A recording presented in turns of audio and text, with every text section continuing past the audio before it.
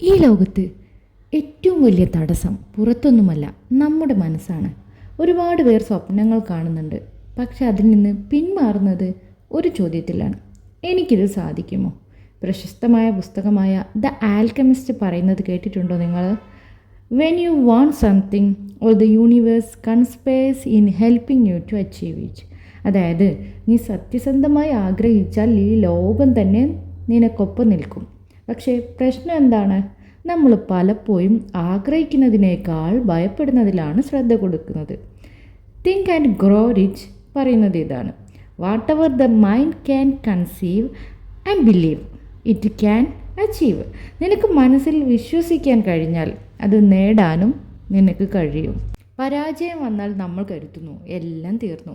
പക്ഷേ പരാജയം അവസാനമല്ല, അതൊരു പാഠമാണ്. മാൻസ് റിസർച്ച് ഫോർ മീനിങ് എന്ന് പറഞ്ഞ പുസ്തകം എഴുതിയിട്ടുള്ള വിക്ടർ ഫ്രാങ്ക്ലിൻ പറയുന്നു: when we are no longer able to change a situation, we are challenged to change our self. അവസ്ഥ മാറ്റാൻ പറ്റാത്ത സമയത്താണ് നമ്മൾ നമ്മളെ തന്നെ മാറ്റേണ്ടത്.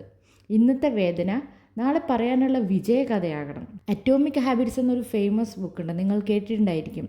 അതിൽ പറയുന്നുണ്ട്: small changes make remarkable results. വലിയ മാറ്റങ്ങൾ ഒരൊറ്റ ദിവസം കൊണ്ടുണ്ടാകുന്നതല്ല, പക്ഷേ ചെറിയ ചെറിയ ശീലങ്ങൾ ജീവിതം മുഴുവൻ മാറ്റിമറിക്കും. ഇന്ന് ഒരു ചെറിയ പടി മുന്നോട്ട് വെച്ചാൽ മതി, നിർത്താതിരിക്കുക. അതുതന്നെയാണ് വിജയം.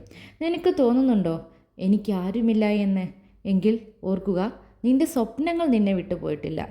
ഇന്ന് തന്നെ ഒരു തീരുമാനം എടുക്കൂ: എത്ര വീണാലും ഞാൻ വീണ്ടും വീണ്ടും എഴുന്നേൽക്കും, ഞാൻ ശ്രമിക്കും, ഞാൻ വിജയിക്കും. കാരണം നീ തോൽക്കുന്നത് വീഴുന്ന ദിവസമല്ല, നിർത്തുന്ന ദിവസമാണ്.